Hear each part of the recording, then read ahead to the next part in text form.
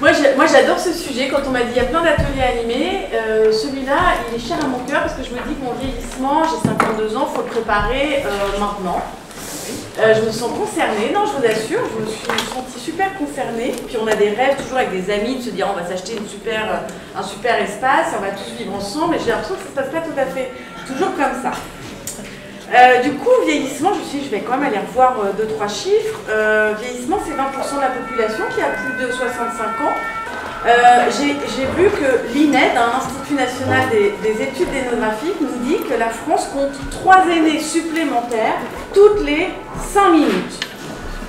Donc le temps de cette table ronde, on aura 45 aînés en plus, de quoi nourrir plusieurs écolieux. On parle donc d'une croissance argentée, d'une silver economy, et puis, alors après on arrive dans les trucs pas drôles, c'est que 40% des personnes âgées dépendantes vivent seules, qu'il y a une perte d'autonomie pour 10% de ces 20%. On a un peu plus de 700 000 personnes en EHPAD. Et bien écoutez, c'est exactement tout ce dont on ne va pas parler. Parce que, en préparant cette table ronde, j'ai senti que je me faisais avoiner et que la question était mal posée. Que ce n'était pas les écolieux qui allaient permettre de prendre soin des aînés, mais que c'était plutôt les aînés qui allaient prendre soin des écolieux. J'ai compris que vieillir, c'était vivre en fait, mais plus vieux. C'est tout. Donc pourquoi faire une table ronde? Eh bien, c'est toutes ces questions qu'on va aborder avec plusieurs personnes. On a alors Mathieu qui s'est présenté tout à l'heure, qui dirige la coopérative Oasis, mais qui est aussi un fondateur, un habitant de l'éco-hameau du Plessis. Il est venu avec Clarisse Jima, qui, elle, spécifiquement travaille sur le projet de la maison des aînés du Plessis. Claude Henry et Catherine Le Sèvre, eux, vivent dans le Gard. Il fait pas trop chaud là-bas, ça va? C'est chaud. Ouais. Donc, dans l'écolieu Gécologie, pardon. Et puis, notre grand témoin, hein, entre guillemets, bah oui, vous êtes grand, Hervé Michel, qui a réalisé une étude alors, assez passionnante, beaucoup de rencontres dans 18 écolieux, vous allez nous en parler, à la rencontre de beaucoup de personnes qui ont plus de 65 ans. Et alors, apparemment, vivre vieux, c'est vraiment génial. En écolieu, je veux dire. Voilà, c'est un temps où, en fait, on va démarrer avec un peu une explication d'un peu en quoi consiste chacun des lieux. On prendra un peu de hauteur avec vous, Hervé, et puis il y aura quelques questions transversales que j'ai envie de vous poser. Chacun se jettera sur le non-micro que nous n'avons pas pour la réponse. Et puis, il y aura des questions du public. Tout ça va aller très vite, puisque nous sommes déjà à 10 minutes de retard. Enfin, de temps long. Qui commence? Mathieu, est-ce que tu veux bien nous présenter un peu la structure? Hop, j'arrive. Voilà. Faut tout faire. Oui, donc avec Clarisse, on parle de la maison des aînés du Plessis aujourd'hui, mais l'idée c'était d'introduire un peu avant l'environnement autour de ce projet. Donc c'est une résidence, vous allez voir, qui ouvre bientôt et qui se trouve à côté d'un éco-hameau, l'éco-hameau du Plessis, et à côté d'un centre spirituel qui s'appelle la ferme du Plessis, ou le centre Ama, qui est à 200 mètres. Donc il y a un environnement où il y a plusieurs projets. Au départ, donc, il y a le centre spirituel qui a attiré des gens pour habiter autour. Certains d'entre eux ont fait le choix de créer un éco-hameau, que je vais vous présenter. Et maintenant se crée aussi un nouveau projet à côté, qui est donc une résidence pour des personnes âgées exclusivement. Donc à la fois cette dimension spécifique aînée, mais aussi une dimension intergénérationnelle et d'un écosystème, voilà, un peu global. Sachant qu'en plus de ces 3 lieux, il y a une école Montessori, il y a des maraîchers bio, il y a un café associatif. Donc ce petit village du fin fond de l'Orient, parce que là on est à 20 km à l'ouest de Chartres, donc on a 1h15 à l'ouest de Paris, si vous voulez. Et ben, du coup, il revit depuis maintenant à peu près une vingtaine d'années par l'arrivée d'abord de la ferme du Plessis et puis maintenant d'autres projets dans le sillage qui se créent autour. Donc l'éco-hameau, c'est pas un projet spécifiquement pour les aînés, mais il y a quand même évidemment des personnes âgées parce que c'est un projet avec des gens de toutes les générations. C'est un projet assez ambitieux parce que c'est prévu pour 28 foyers, donc on sera nombreux et nombreuses à abriter à la fin de l'an. Pour l'instant, 15 maisons sont habitées. Donc voilà, comme chacun fait sa maison, il y a des gens qui ont été vite à construire et d'autres qui n'ont pas encore construit. Donc on est un peu dans la phase, on espère que les derniers la construisent rapidement maintenant pour qu'on soit tous et toutes habiter ensemble et puis qu'il n'y ait plus de travaux autour de chez nous. Voilà, sur un terrain de 4 hectares qu'on aménage. En fait, c'était un champ qui était devenu constructible et qu'on a récupéré et qu'on construit du coup depuis quelques années. Voilà, c'est un projet qui est encore assez jeune, hein, contrairement à Centrama qui lui a plus de 20 ans, les Coamo a fait que 5 ans, vraiment un peu plus, ça fait 6 ans que c'est habité et ça fait 8 ans que les travaux ont commencé. Voilà. Et au-delà de faire des maisons écologiques, passives, voilà, avec la phytoécologie sèche, etc., on crée des espaces communs, c'est ce que font tous les écolos. Un des critères pour être un écolo, c'est d'avoir des espaces communs à gérer ensemble. On a évidemment les jardins qu'on gère ensemble, mais on a aussi des bâtiments, et notamment une grande maison commune de 250 mètres carrés qui nous sert à la fois pour des chambres d'amis, mais aussi de salles d'activité, un coworking qui va s'ouvrir. Voilà, il y a plusieurs projets intégrés dans cette maison commune qui permettent de créer ce lien entre les habitants. Voilà. Et sur les 24 adultes et 13 enfants qui habitent déjà sur place, ça c'est pas à terme, c'est ceux qui habitent déjà physiquement dedans. Pour l'instant, il n'y a que 6 personnes qui sont retraitées, c'est déjà un quart quand même des habitants du projet. Et évidemment, on se pose la question, évidemment, comme tout projet, de dans 20 ans, actuellement 65 ans, mais dans 85 ans. Donc il faut aussi, comme tout collectif, envisager voilà, le temps long et l'évolution aussi des personnes. Voilà. Et à côté de ce projet, du coup, se crée... Donc la Maison des Aînés du Plessis, qui est un lieu, et je trouve que c'est très complémentaire de votre projet, parce que là c'est un lieu qui n'est pas créé par les personnes directement, c'est créé par des fondateurs, dont l'association qui a le siège à la ferme du Plessis. Et donc le but quelque part c'est de permettre à des personnes qui n'auraient peut-être pas été capables de faire ce que vous avez fait, en tout cas qui ne s'en sentent pas capables, elles en sont certainement capables mais elles ne s'en sentent pas capables, de vivre ensemble et de vivre cette expérience du vivre ensemble et de bien vieillir ensemble. Et ça, pour les personnes qui viennent, c'est important. Donc il y a forcément tout un tas de valeurs autour de ça, valoriser la dignité, l'intimité de chacun, mais elles viennent à la fois parce qu'elles sont intéressées par le vivre ensemble, énormément pour la dimension écologique, c'est-à-dire que l'écosystème qu'a présenté Mathieu, c'est vraiment quelque chose dont elle parle beaucoup, mais aussi ce qui les rassemble, c'est que c'est des personnes qui ont à cœur de penser les questions existentielles que soulève la vie, le vieillir et la mort. Et ça, c'est quelque chose qui les réunit. C'est-à-dire que c'est pas parce qu'on a plus de 65 ou 70 ans qu'on est obligé de penser ces questions-là. Ça appartient à chacun. Mais en tout cas, les personnes qui viennent là, c'est parce qu'elles savent qu'elles vont se retrouver avec des personnes qui veulent réfléchir à ça. Quelle que soit leur origine philosophique et spirituelle. Et du coup, c'est une maison qui va avoir 22 appartements, donc de différentes tailles, parce qu'on souhaite accueillir une mixité sociale, on souhaite accueillir des couples, et on a déjà, à vrai dire, une moitié de personnes qui ont signé pour venir là, dont 2 couples, pour une ouverture du coup en 2025. Ces personnes-là, on les réunit depuis depuis 2 ans en fait régulièrement dans des week-ends pour qu'elles construisent un vivre ensemble. Et on les réunit notamment à la fameuse ferme du Plessis. Oui. Non, je passe pas les... Non, on reste là. On reste sur le stand. Oui, bah, je pense que tu peux. En fait, je me dis que pour le temps, pour les autres, je vais aller. D'accord. Cette maison, c'est une société coopérative d'intérêt collectif. C'est important de le dire parce qu'en fait, le vivre ensemble s'appuie sur une gouvernance, je pense que tout le monde y est sensibilisé, qui se veut participative. Et c'est pas parce qu'ils n'ont pas été à la base du projet qu'on ne les inclut pas. Ces week-ends permettent de les inclure dans pas mal de choix et de sentir un petit peu ce qu'ils attendent. Mais après, concrètement, ça se traduit par le fait que on a déjà une habitante au conseil d'administration, on espère en avoir plus, et que le fait que ce soit une SCIC permettra qu'il fasse partie de la gouvernance, qu'il puisse piloter le quotidien avec les responsables de maison et les salariés. Donc au niveau du projet, c'est un gros projet au niveau financier pour nous. Ça fait partie des projets dont parlait tout à l'heure Mathieu dans les 6 catégories. Pour tout vous dire, on a souffert à la fois de retard de travaux et de l'inflation qu'il y a eu ces dernières années. Donc on peut remercier le 1 million d'euros de financement participatif qu'on a reçu de pas mal de sympathisants, plus d'une 50aine de personnes. Et voilà, à la fois aussi on a eu des prêts bancaires assez intéressants à l'AMF et au Crédit Coopératif. Voilà. Et puis le soutien bien sûr des fondateurs qui sont donc l'association ETW France et le fonds dotation associé. Merci beaucoup, Clarisse. Juste avant, je voudrais poser, avant qu'on passe à vous, écologie, est-ce que vous êtes qui ici est familier de la question des écolieux ou vit en écolieu? Familier. Familier. Et qui vit en écolieu? Qui réfléchit à aller vieillir en écolieu? Logement, mais c'est plutôt relatif à la. D'accord. Ok, donc c'est quand même ça qui est réfléchi. Merci. Alors on passe à vous, d'écologie, dans le Gard.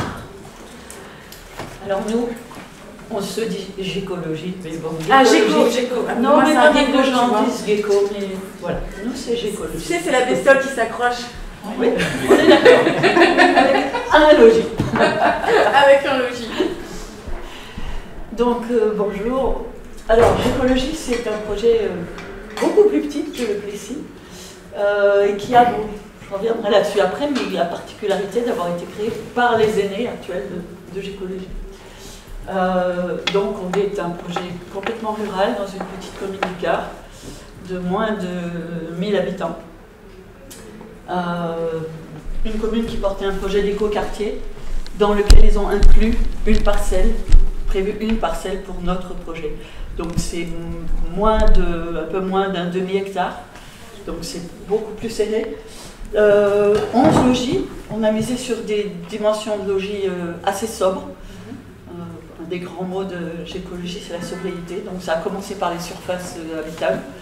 Donc répartis en 3 bâtiments de logis qui incluent aussi nos communs, c'est-à-dire les communs de service. On a des chambres d'amis ensemble, on a des buanderies, un atelier, et puis la maison commune, là-haut, la Casanou, qui est notre maison commune, mais qui est aussi un lieu d'accueil de public. Voilà, qui a la casquette d'établissement recevant du public pour jusqu'à 50 personnes, qui est un des raisons fortes de gécologie. Donc, 19 personnes, 14 adultes, dont 7 ont entre 66 et 86 ans. Donc nous dépassons largement la moyenne nationale, nous sommes à 50% d'aînés. Glatz de 65 ans. Donc, Dans un écolieu. dans un écolieu. Mais tout à l'heure, je parlais de 20% au niveau national. Voilà, nous sommes 50%. Ouais. Donc, Gécologie fonctionne avec, à créer 2 structures complémentaires. Nous sommes une coopérative d'habitants, donc une SAS coopérative, qui, enfin, son rôle est d'être propriétaire de l'ensemble immobilier. Tous les habitants sont investis dans la coopérative, ont des parts sociales dans la coopérative, et sont tous locataires de leur lieu de vie. Et en parallèle, nous avons une association qui gère tout ce qui est commun, qui a une convention avec la coopérative, pour gérer tous les communs, les locaux communs, et également tout ce qui est activité. Que ce soit les activités internes, l'utilisation des machines à laver pour les habitants, ou bien tout ce qui est comme activité d'accueil de public, que ce soit proposé par nous ou par d'autres associations, organismes. Ça sert un peu de maison des assos dans le village. Voilà. Un peu, salle des fêtes. Alors, il y a une salle des fêtes dans le village qui existe, et disons que c'est un lieu complémentaire. Un lieu complémentaire. Ça répond un peu à la demande. Il y a aussi un café associatif dans le village. Donc il y a 2 lieux comme ça, on va dire alternatifs, qui sont voilà, dans un esprit un petit peu autre que le foyer classique. Mais c'est important pour nous d'avoir un rapport de fonctionnement qui est complémentaire de celui du foyer, de ne pas se marcher dessus. Les valeurs de base de Gécologie, un vivre ensemble harmonieux, écologique, ouvert sur l'extérieur. Harmonieux, c'est un mode de vie qui fasse sens pour chacune d'entre nous. Donc l'intergénérationnel est un des points importants. Il l'a été dès le départ, même si ce sont les aînés qui ont monté ce projet. La coopération, la solidarité, la citoyenneté aussi. L'écologie dès la conception des bâtiments, conception bioclimatique, qui a cherché à préserver au mieux le terrain d'origine. En tout cas, les arbres ont été préservés. L'architecte a construit vraiment entre les arbres, au mieux. Ils font partie de la vie du terrain. Et après, au niveau de nos consommations aussi, je veux dire, nous produisons de l'électricité photovoltaïque, nous produisons l'eau chaude à partir du solaire. Donc, les consommations énergétiques sont le plus faibles possible. On a plusieurs moyens de recyclage de l'eau, du compost, enfin bon, tous les moyens de base, on va dire. J'ai une question avec les chaleurs actuelles. Vous sentez une différence dans votre conception de l'eau climatique de vos bâtiments? Oui. Ouais, vous sentez. L'isolation est excellente. 10 degrés. Et il n'y a pas de VMC, on est en ventilation manuelle citoyenne, comme on l'appelle. Excellent. Il fait 35 degrés à l'extérieur. Vous avez 10 degrés de moins. Voilà. Dans mon logis, je suis à 26. Alors ça dépend des logis, voilà, entre 26 28 au maximum. Et je suis au sud. Puis on est plein sud, oui. Le troisième point, l'ouverture à l'extérieur. Donc, d'une part, Gécologie est très concernée et s'insère dans les réseaux coopératifs locaux et beaucoup plus loin. Et puis aussi, c'est la Casa Nou, notre maison commune, qui permet vraiment de s'insérer aussi, de proposer, d'accueillir les choses. Et ça, c'est vraiment pour toute génération confondue. Alors, quand on arrive sur la question précise du vieillissement, quelle est votre spécificité? Déjà, c'est quelque chose qui a été pensé au moment de la construction, par le fait que alors pas tous, mais la grande majorité des logis sont non seulement accessibles, mais habitables pour des personnes PMR, comme on dit, à mobilité réduite, mais bon, problème de vue, problème de... Voilà, tous les accès aussi. Tous les logements, sauf 2 qui sont en étage, sont accessibles, y compris en fauteuil roulant. Toutes les circulations au niveau du terrain ont été prévues comme ça. Ça, c'était vraiment un choix de départ. Et puis une autre particularité, c'est qu'on a fait un travail avec la CARSAT, donc la caisse de retraite, qui a participé au financement de 4 logis sur les 11, qui sont pendant 20 ans, qui est la temporalité de remboursement du prêt de la CARSAT, pendant 20 ans sont réservés à les personnes retraitées. Voilà. La CARSAT a financé à 50% la partie travaux, la partie financement constructif de ces 4 logements. Et une autre particularité avec la CARSAT, c'est qu'ils ont financé une petite partie de l'équipement de la maison commune sur la spécificité qu'elle accueille à la fois des aînés et d'autres générations, sur des activités qui sont intergénérationnelles. Et une troisième étape à laquelle on n'a pas encore fait appel, c'est le financement aussi via la CARSAT de certaines activités. Si on crée un club de théâtre spécifique, la CARSAT. C'est un levier ça, pour les écolieux en général, par exemple pour la maison des aînés du Plessis, pareil, vous vous appuyez sur la CARSAT ou pas du tout? On est soutenu par la GCARCO, ouais. On n'est pas soutenu par la CARSAT, mais ça peut être un levier. C'est un levier de financement pas mal, spécifique, d'accord. Sur le constructif, la CARSAT a représenté, enfin le prêt, la CARSAT c'est des 10% du projet, de partie travaux. C'est déjà ça. Voilà. Après, sur le plan des personnes, disons qu'il n'y a pas eu un regard au départ spécifique sur le vieillissement.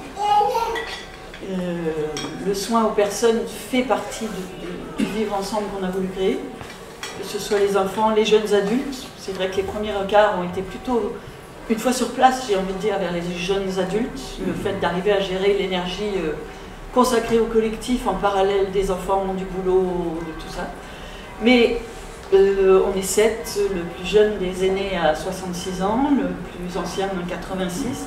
Donc c'est maintenant un sujet, effectivement, qu'on aborde de plus en plus, en tout cas qui est à l'étude. plusieurs d'entre nous ont participé depuis un certain temps à différents ateliers qui se créent autour du vieillissement, notamment au Rencontre nationale de l'habitat participatif l'an dernier.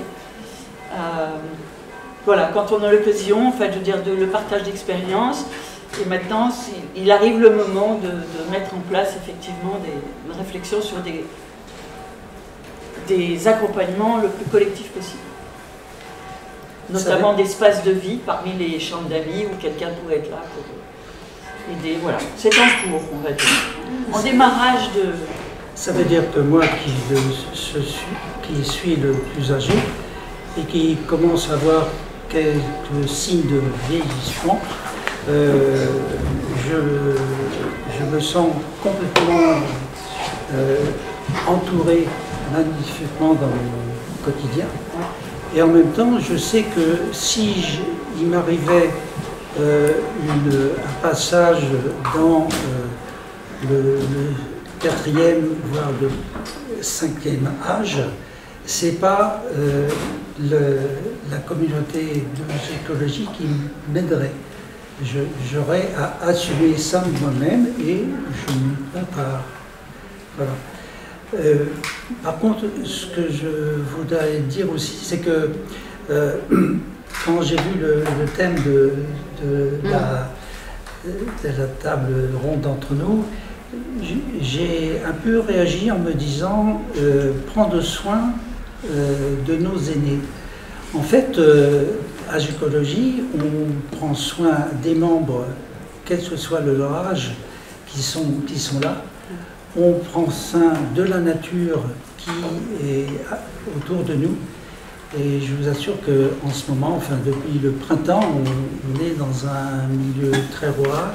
On l'a laissé la nature se régénérer et on retrouve des oiseaux, des insectes et une vie de plantes qui est magnifique. Et donc on prend soin de la nature, on prend soin aussi du collectif évidemment, chacun de nous, et on prend soin du territoire dans lequel on vit. Et donc prendre soin de nos aînés, oui, mais les aînés sont des acteurs d'un prendre soin multiple. Je ne sais pas, dans cette que vous avez menée, si cette île-là est très vivante, mais à Gécologie, on y tient beaucoup. Et le territoire, par exemple, en ce moment, il y a un réseau d'associations alternatives qui se monte pour être plus fort et j'y suis le plus actif possible. Voilà. Et justement, moi je trouve que c'est vraiment quelque chose de spécifique dans les écolieux et on le constate à la ferme du Plessis, mais à la ferme du Plessis, pardon, à l'éco-hameau du Plessis, mais aussi à la ferme du Plessis, c'est que les retraités, c'est ceux qui quelque part sont les plus actifs pour prendre soin du lieu. C'est des éléments clés des collectifs et donc je vous rejoins complètement, c'est-à-dire qu'en fait c'est la question du prendre soin de manière générale qui est en question. Et en même temps, je pense qu'elle est bien, c'est bien de poser cette question parce que vieillir, en fait, ça concerne tout le monde. Pour moi, c'est pas un gros mot. Moi, je fais 40 ans cette année et voilà. Et en fait, pour moi, vieillir, c'est évoluer, c'est changer et c'est accueillir ces changements, les observer. Et ce que je trouve chouette dans ces écolieux-là, à la fois de l'expérience qu'on vit dans l'éco-hameau, l'expérience qu'on vit aussi au centre, c'est que comme on le fait ensemble, on apprend des uns des autres pour accueillir ces changements-là. Donc, les anciens, pour le moment, moi, de ce que je vis, ils sont source d'apprentissage, mais ils m'apprennent aussi à prendre soin du vieillir. C'est-à-dire qu'il y a des un peu plus anciens dans notre collectif qui ne peuvent plus faire ce que font les retraités de l'éco-hameau. Enfin, dans l'éco-hameau, franchement, si on n'avait pas les retraités, je ne sais pas à quoi ressembleraient les espaces verts. Je pense, non mais moi j'ai beaucoup de gratitude et j'en profite pour voilà, les saluer un peu à distance. Et, mais il y a d'autres retraités un peu plus âgés, je pense à des plus de 75 ans, qui nous apprennent aussi à vieillir, qui nous montrent ce que c'est et qui nous apprennent à qu'est-ce que ça veut dire prendre soin de ça. Et là-dedans, pour moi, il y a la question de l'inclusivité, c'est-à-dire que je trouve que ces écolieux, c'est des espaces extraordinaires pour apprendre qu'est-ce que c'est incluant. J'ai des exemples bêtes. récemment, on a décidé de bouger à l'éco-hameau le lieu où on avait la sûre, parce qu'en fait, au début, on avait mis la sûre sur une mezzanine. Voilà, on avait une buanderie, c'est super, on a une mezzanine au-dessus et on a mis la sûre dessus. Mais en fait, à un moment donné, c'est pas inclusif. Enfin, donc du coup, on a choisi un autre lieu. Mais l'inclusivité, elle va ailleurs. Moi, j'observe du coup au centre et j'observe aussi quand je réunis les anciens qui vont habiter dans la maison des aînés, qu'il y a des modes de réunion qu'on ne peut pas faire de manière aussi rapide que ce qu'on fait actuellement à l'éco-hameau du Plessis. Et c'est pas avec des anciens aussi dynamiques que vous, c'est avec d'autres anciens qui ont, voilà, qui ont peut-être une génération au-dessus et qui pourtant ont envie de participer et qui ont de quoi nous apporter. Je pense que quand les écoliers... Oui, c'est qu'en fait, quand on parle des aînés qui ont 65 ans, en fait, il y a des réalités très différentes. 65 ans ou 90 ans, c'est pas du tout le même âge. Il y a autant d'écart entre 65 ans et 40 ans. Donc, et souvent, il y a des écolieux qui ont contact avec des personnes retraitées, effectivement, qui étaient encore très dynamiques, et qui, 20 ans après, je pense avant au Colibre, ils ont eu le cas, il y avait beaucoup de personnes retraitées, et ils sont à un moment donné où ces personnes retraitées devenaient progressivement dépendantes, et c'était pas une personne, c'était genre un quart du collectif. Et où là, ils ont dû structurer l'aide à domicile collectivement pour un collectif qui n'était pas préparé à ça. C'est là où, pour moi, dans des projets, pour moi, il y a quand même des réalités très différentes et peut-être que ce n'est pas forcément le même public, en fait. C'est sûr que des personnes, nous, les personnes qu'on a vues à la Maison Serre, c'est des personnes qui n'ont pas forcément créé un lieu et qui parfois sont vraiment dans une phase où c'est pas l'écolieu ou la maison des aînés ou l'EHPAD, en fait. C'est un autre choix qui se pose à eux. Et ce qu'on appelle l'habitat inclusif, parce que nous, par exemple, c'est une maison senior où, je ne sais pas si ça a été dit, où il y a quand même 4 salariés qui vont être embauchés, donc il y a du personnel. C'est un autre modèle économique, c'est aussi plus cher que de vivre dans un lieu comme le vôtre, parce que du coup, c'est plutôt une alternative à l'EHPAD, ou les dans service, plutôt qu'un habitat participatif classique. Mais ça, on va voir avec RD. Et puis alors, Catherine, vous vouliez rajouter un truc? Mais en fait, oui, parce que je veux dire, dans le prendre soin, que Claude développait tout à l'heure, il y a effectivement prendre soin du collectif. Et donc la question des énergies, ouais. À tout point de vue, pas que physique. Bon, chez nous, effectivement, commence à se poser celle des énergies physiques. Et on commence à réfléchir sur des modes de compensation pour que justement certaines choses, certains travaux ne reposent pas sur les épaules de 4 ou 5 personnes, ce qui est le cas pour certaines choses. Et du coup, mais bon, il y a d'autres, effectivement, il y a d'autres énergies qui sont importantes chez les aînés, mais à un moment donné, étant donné notre nombre, j'ai envie de dire, entre 66 et... Dans les 7 aînés, on est 5 entre 65 et 71 ans. Voilà, donc c'est pas encore assez proche. Voilà. Mais c'est clair qu'il y a des rythmes différents pour certaines personnes. Il y a encore des gens hyper dynamiques et d'autres moins. Et qu'il y a, pour nous, étant donné la proportion, le nombre, on a vraiment une réflexion par rapport à ça. Et il y a notamment dans les aînés, en ce moment, une personne qui réfléchit à s'en aller, ça c'est une décision personnelle, principalement parce qu'elle trouve qu'elle a moins de capacité à prendre soin du terrain, des lieux, c'est sa décision. Et ça, c'est vraiment quelque chose que je voulais dire, justement. Je suis contente que vous l'ameniez parce que pour moi, c'est un enjeu justement des écolieux et du bien vieillir. C'est comment on accompagne les aînés à pouvoir jouer leur rôle le plus longtemps possible. Et ce rôle, il évolue vu que ça évolue. Et quelle place on trouve en fait. Et pour moi, c'est un peu l'expérience qu'on va mener dans cet écosystème-là. Et puis, je pense que vous allez le mener aussi. On aura besoin d'échanger. On aura besoin d'échanger. Et notamment, moi, moi, je vais vous questionner après, mais je ne sais pas si on a le temps. Mais moi, je suis très intéressée de comment vous en êtes arrivé à la conclusion de dire, moi, je n'ai pas d'attente dans un futur un peu plus lointain que ce soit les gens de l'écolieu qui prennent soin de moi, parce que ce que je vois des futurs habitants de la résidence, et je les comprends, c'est qu'en fait, ils arrivent avec plein d'attentes, en fait. Ils viennent avec l'attente de l'intergénérationnel, quelque part. Je me demande si des fois, il n'y a pas le rêve que les autres vont prendre soin et remplacer la famille à 100%. Et quelque part, je ne sais pas ce que tu en penses, Mathieu, tu connais mieux les écolieux que moi, mais moi j'ai l'impression de notre vécu que les gens des écolieux, c'est des gens hyper actifs, qui ont beaucoup à faire, et du coup on va faire de notre mieux pour se soutenir, mais on ne pourra jamais remplacer un aidant à 100%. En tout cas, on pourra peut-être remplacer pour une personne, mais on ne pourra pas remplacer pour 4, 5, 6 personnes. Et c'est pas le Non, je pense que c'est pas le propos. Et je suis intéressée de voir comment vous travaillez cette question. Et ben vous en discuterez juste après, parce que en réalité, j'aimerais bien qu'on puisse survoler un peu l'étude menée par Hervé Michel, directeur de Madopa, qui donc lui s'est plongé à la rencontre de 18 écolieux avec beaucoup d'entretiens avec des personnes de plus de 65 ans. Et tu en as tiré en fait des grands principes, enfin découvert des choses qui sont, je pense, très intéressantes. Alors c'est parti, tu as 8 minutes. Et après, c'est vos questions à vous, c'est pour ça que c'est important. Allez, go. Donc, alors, on peut revenir sur la diapo d'avant. Ah oui, pardon. Parce qu'en fait, tout est là. Alors, évidemment, on vieillit, mais on est bien vivant. C'est ça, en fait, le résumé de cette étude. Elle tient en cette phrase-là. On peut s'arrêter maintenant, on peut ah ouais, un petit peu. Mais c'est un des habitants de la coopérative du Boboyaka à Bordeaux qui dit ça. Voilà, alors, évidemment, on vieillit, mais on est bien vivant, on est bien vivant. Et c'est cette phrase-là qui résume, en fait, cette étude qu'on a faite à notre initiative. Moi, je m'occupe d'une association qui est basée à Troyes. Et donc, on s'intéresse, j'ai de la chance, on passe notre temps à rencontrer des gens qui sont soit vieux, soit malades, et à s'intéresser à ce qui est utile, motivant, ce qui a du sens de leur point de vue. Et donc, pendant Bon, bref, on a beaucoup travaillé sur le vieillissement en tant, pas simplement que problème, mais en tant que façon de conduire sa vie, de lui donner du sens et d'être en santé. C'est ce qu'on appelle des formes de vitalité que j'avais partagé avec Clarisse. Et on voit que dans le vieillissement, il y a des fils conducteurs de vie. Le vieillissement, ce n'est pas simplement des problèmes. Ce n'est pas simplement une accumulation de problèmes et de risques à gérer et à anticiper. C'est aussi des façons de conduire sa vie et de lui donner du sens. On appelle ça, nous, des formes de vitalité.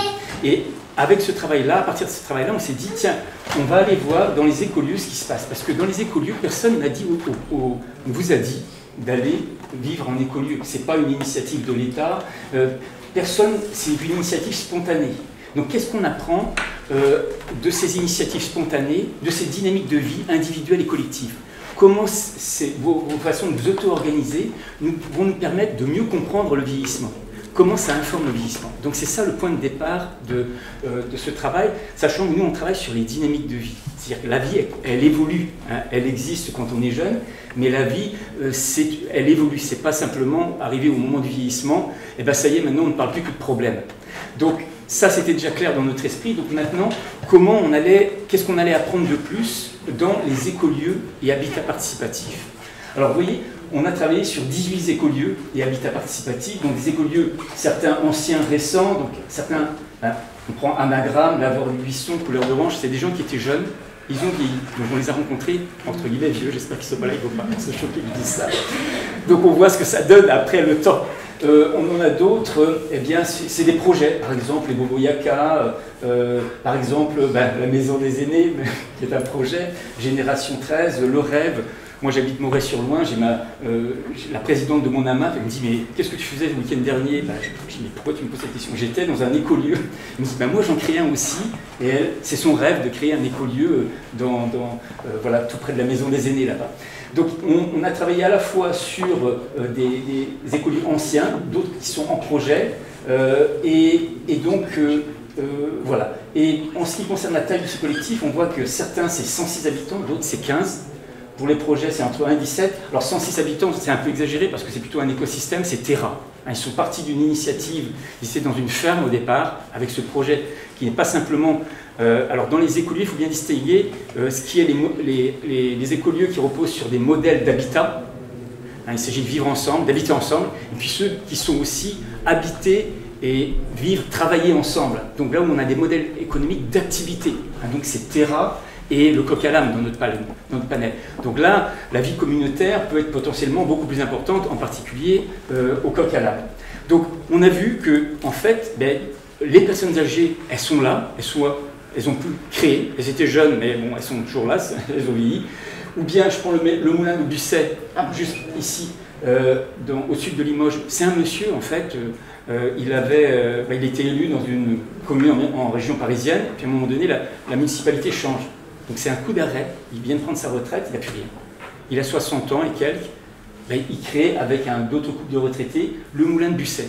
Et moi, je les rencontre maintenant. Ça fait 20 ans qu'ils sont là. Donc, que ça dure ou pas, entre 60 et 80 ou 84 ans, eh bien, la vie a été intense. Et c'est ce dont je vais vous parler, de cette vie en mouvement dans les écoles.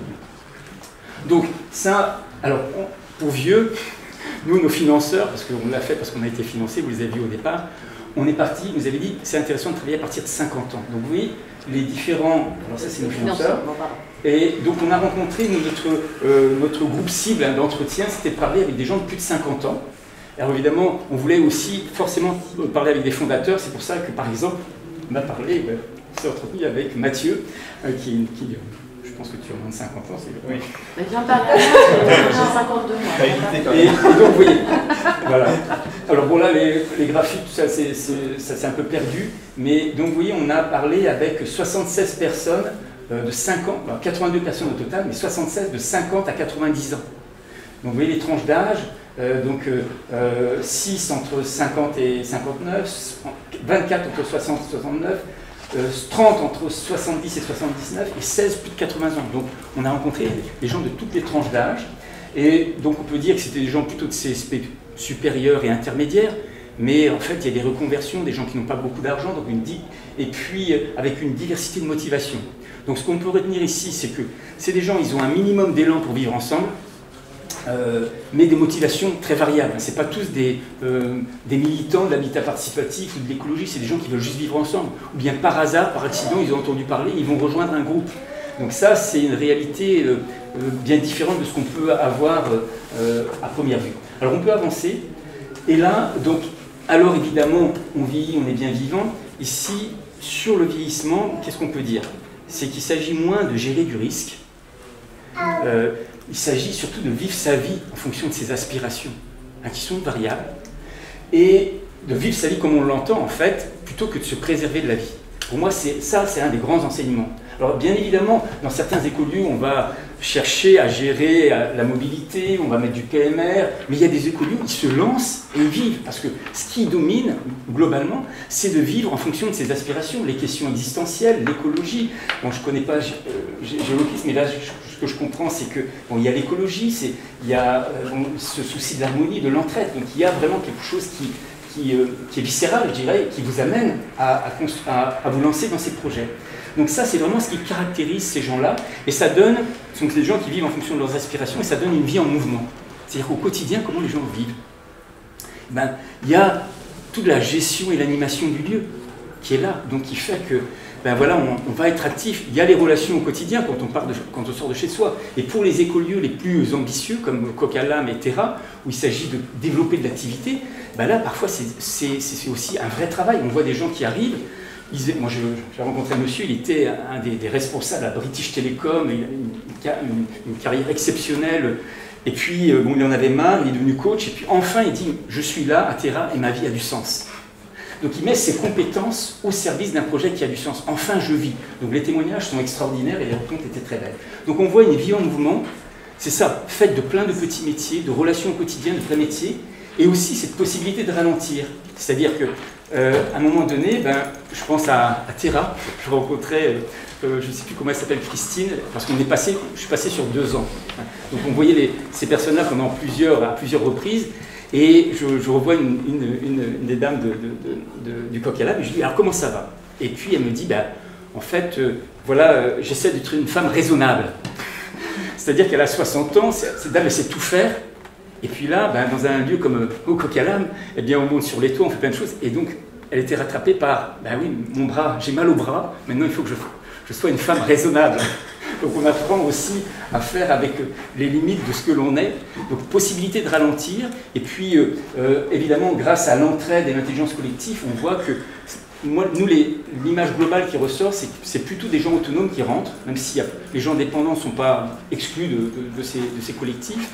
Mais une fois qu'on y est, eh bien, parce qu'on fait partie du groupe, on voit l'intelligence et l'entraide collective qui fonctionnent pour trouver des solutions aux problèmes qui se posent.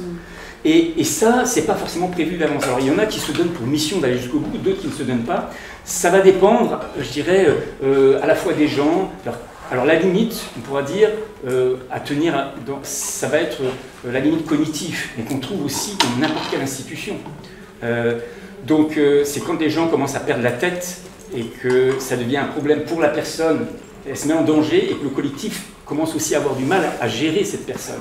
Donc ça reste très subjectif parce que certains vont avoir des limites plus importantes que d'autres.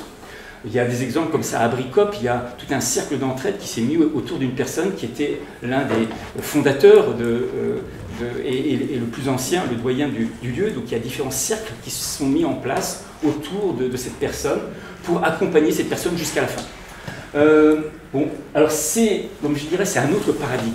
En fait, ici, c'est pas dire le vieillissement, il faut le déstigmatiser, il faut le rendre positif. Non, c'est par l'expérience, on voit que, eh bien, on vit différemment, on vit en mouvement, avec une conception aussi de la vie, et là, qui fait que globalement, même s'il y a des nuances, on ne segmente pas la prise en charge des gens. C'est-à-dire, il n'y a pas d'un côté, et ça c'est ce que Daniel rapportait, et qui est très bien rapporté au Coq à l'âme, hein, il n'y a pas d'un côté, il y a une solidarité de la vie, hein, pour reprendre tes termes, Daniel, il n'y a pas d'un côté les jeunes, les vieux, les moins jeunes, on se prend en charge. Donc c'est ça qui est un peu le fil conducteur en arrière-plan de l'état d'esprit, de l'accompagnement des aînés.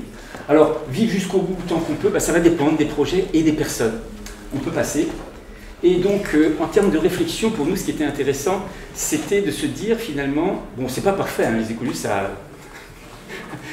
certains n'arrivent pas, mais voilà, on est sur un modèle, le modèle de la coopération, pas sur le modèle du marché, pas sur le modèle de l'assistance de l'État, on est sur un modèle de l'auto-organisation de la coopération, et ce modèle-là, en termes de vieillissement, il est vertueux.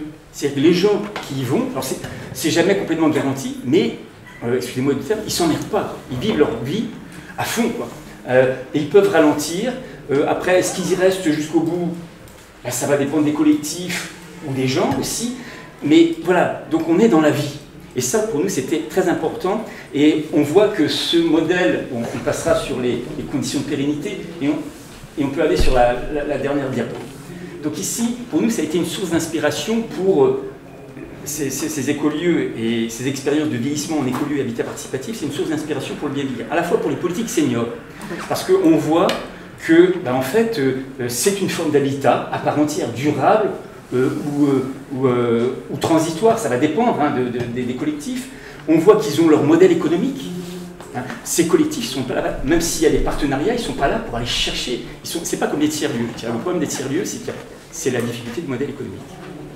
Les écolieux, il y a un modèle économique, un modèle d'habitat. Les gens s'auto-organisent, ils se prennent en charge. Donc, pour les institutions d'entendre ça, ça fait réfléchir. Donc voilà, il y a plein d'autres vertus derrière ces politiques d'habitat. Alors c'est un enrichissement potentiellement du parcours résidentiel, parce qu'ils pensent les institutions en termes de parcours résidentiel.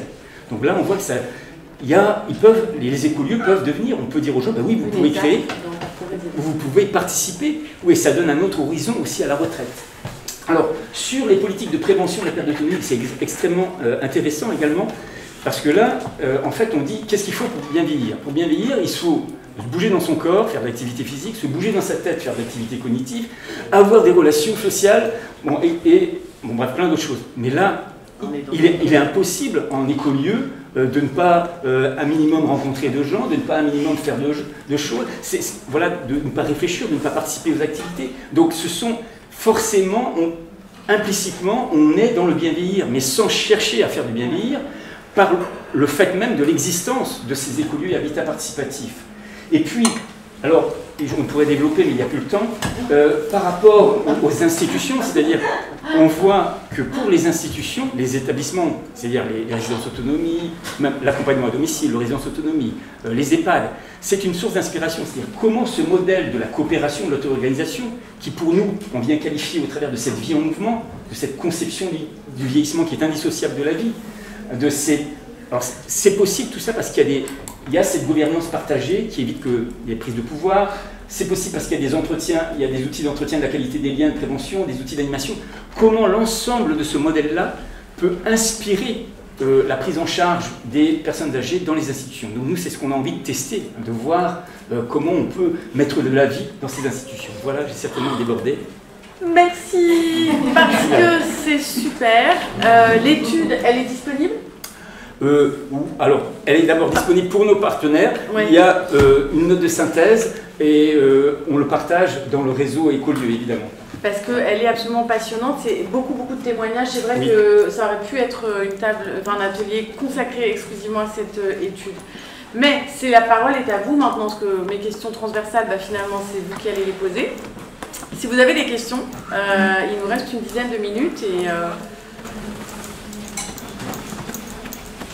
moi, je me posais la question de la rotation dans les collectifs de parcours résidentiel.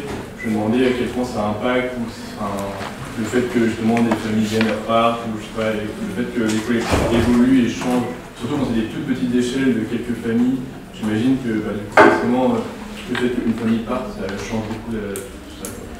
Ça fait vraiment partie de notre organisation. Dès le départ, on a pensé qu'il fallait que le groupe respire. Donc on a prévu le départ et on est actuellement en train un couple est en train de partir pour des raisons personnelles dues à la famille. Et donc on a tout un dispositif qu'on a monté dès le début d'accueil de personnes qui ont envie de remplacer un membre qui s'en va. Et ça consiste à leur donner le maximum d'informations sur la manière dont on est organisé et puis notre projet, bien sûr, et puis de les interroger sur leur motivation à venir vivre avec nous. Et on leur propose de venir travailler, enfin participer à nos réunions de plénière, non pas pour décider, mais ils peuvent prendre la parole, et évidemment, sur des questions qui les intéressent. Et puis, au bout d'un certain temps, on décide entre nous si la personne, on l'accueille ou pas. Donc, on a déjà fait le parcours 2 fois, et ça s'est bien passé. Une fois. Je vais prendre un exemple d'un autre lieu qui s'appelle La Grande Maison, qui est en Belgique. C'était des couples avec des enfants il y a 30 ans pour créer le lieu. Et donc 30 ans après, ils étaient tous retraités. Et ils se sont rendus compte qu'en fait, le fait d'avoir un truc monogénérationnel, c'était pas du tout ce qu'ils voulaient. Et donc ils ont fait le choix dans ce groupe-là de diviser le groupe en deux. La moitié est partie, avec des jeunes, créer un autre lieu, et l'autre moitié donc, est restée. Ils ont refait accueilli des d'autres enfants. personnes. Ils ont refait des enfants pour recommencer. Non. En fait, la dimension intergénérationnelle, on la pense souvent pour des questions du présent, mais elle pose justement la question de l'avenir aussi, de cette turnover qui est dans les collègues inévitable. Et il y a plein d'exemples de projets justement qui n'ont pas bien anticipé ça et qui se retrouvent à devoir être remodelés.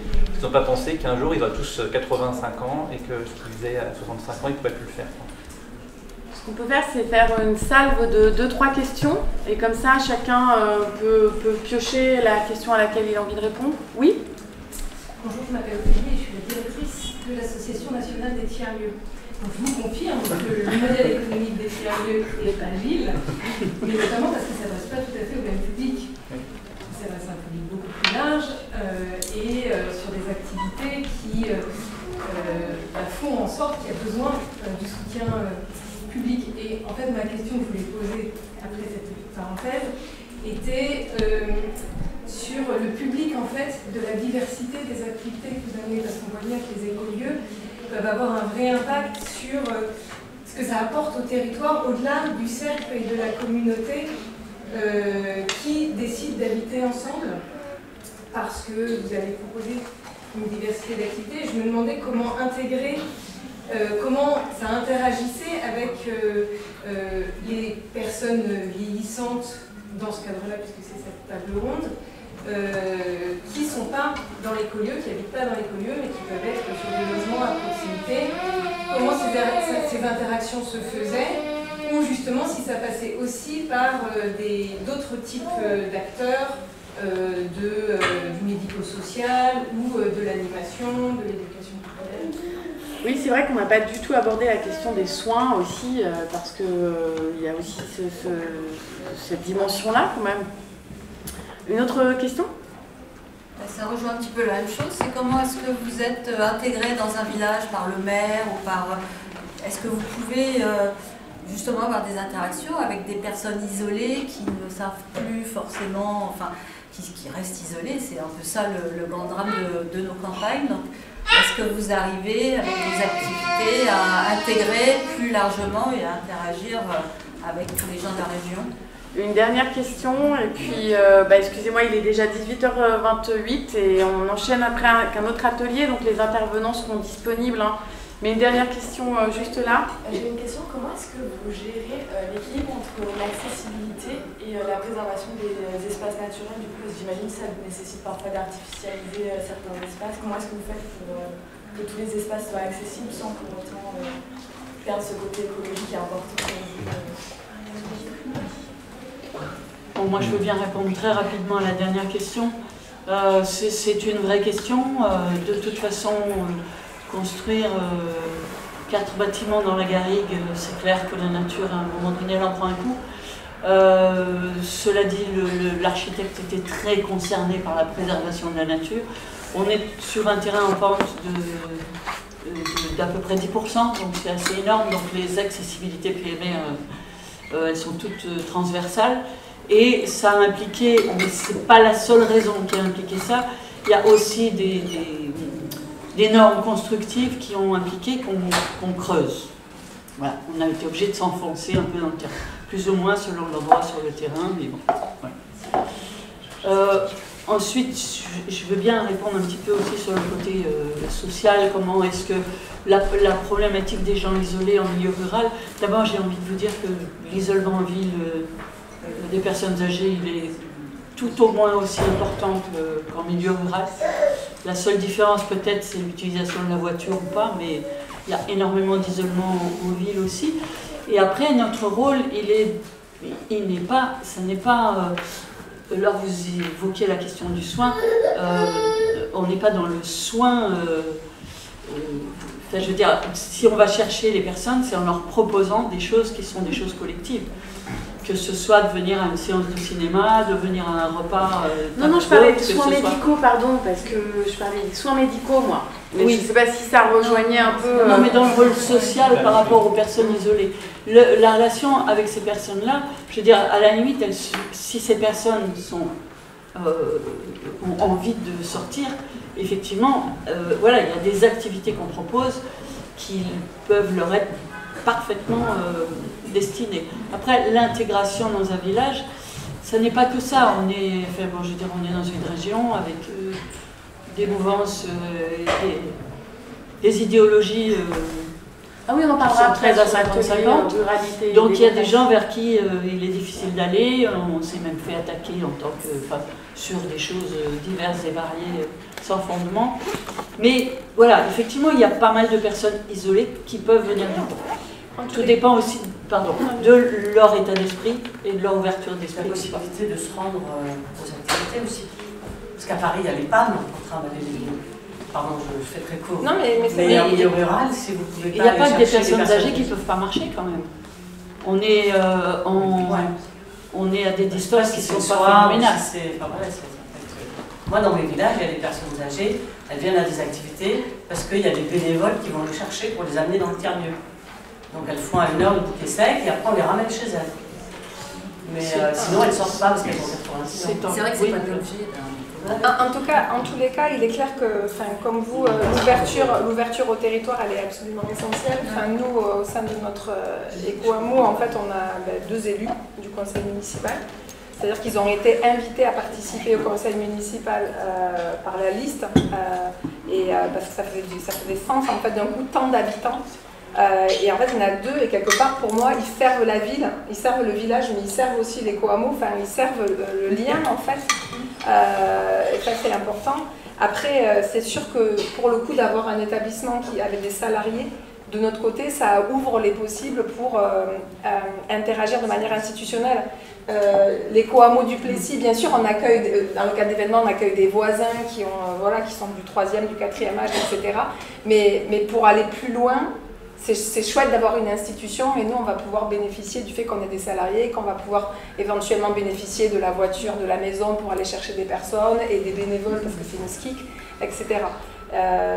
Donc, c'est pas l'objet d'un écolieu, mais vous y arrivez en partie, de ce que je comprends. Et nous, je pense qu'on y arrive déjà en partie aussi. C'est là où je ne sais pas tout demander, mais nos deux sont quand même très différents. Il y a des points communs, mais il y a un modèle économique très différent, qui ne devrait pas au même public. Et autant nous, l'éco-hameau du Plessis, donc ça ressemble plus à Gécologie, c'est-à-dire qu'on fait tiers-lieu, dans les maisons communes qui fait tiers-lieu, mais c'est un tiers-lieu qui appartient à des habitants, c'est pas une association extérieure. Mais ça joue un rôle de petit tiers-lieu pour le village. Et quand ce matin, il y avait des enfants qui venaient avec la bougeothèque faire des ateliers de motricité, il y a 60 du village qui venaient sur place. Mais par contre, la maison senior, la maison des aînés, va permettre de tester quelque chose de nouveau, c'est ce que dit Clarisse. C'est que pour l'instant, on n'a pas de démarche très proactive auprès de personnes qui ne pourraient pas venir à nos activités. Voilà, et on ne dimensionne pas forcément l'activité pour les aînés. Alors qu'à la maison, on va pouvoir le faire. Oui, peut-être dans 5 ans, peut-être qu'on pourra vous faire un retour plus précis, mais la maison, elle n'ouvrira que dans 3-4 mois. C'est le projet, en tout cas. Ouais. Oui, je voudrais juste compléter par 2 mots. On est un lieu tout petit, on est un lieu d'habitat. On a une maison commune qui est une proposition à la fois de lieu d'animation au sens large et j'ai envie de dire, de regard vers la citoyenneté. Mais on ne peut pas avoir un rôle social de prendre des gens en charge, et on n'a absolument pas cette dimension-là. Non, je parlais de ça dans la relation qu'il pouvait y avoir entre votre lieu, la municipalité, qui, elle, organiserait le fait que des gens puissent être accompagnés, mais dans un cadre municipal, évidemment pas vous. Oui, ça peut. Par exemple, à Paris, si vous êtes une personne âgée, vous appelez un service qui s'appelle les PAM. Il y a la municipalité qui envoie une voiture qui vient vous chercher en bas de chez vous, qui vous amène au musée, et qui après vous ramène chez vous. C'est un service municipal dont vous pouvez bénéficier. Et ce que je disais, c'est au niveau des communes, c'est quelque chose qui pourrait être organisé par les municipalités, en fait, et pas du tout par vous. Effectivement, c'est pas votre rôle, mais c'est l'ouverture sur l'extérieur. Vous pourrez essaimer, voilà, mais via des municipalités qui vous acceptent. Moi, je voudrais dire un petit mot par rapport à la question du tiers-lieu, et ça me renvoie à la question de comment on vit, comment je vis. Je vais parler à mon nom. La question du territoire. Dans le groupe, j'ai été celui qui a plus porté la question de notre groupe s'installe à un certain endroit dans un territoire dont il va dépendre, et d'une certaine façon, notre territoire va dépendre de notre action collective qu'on va générer.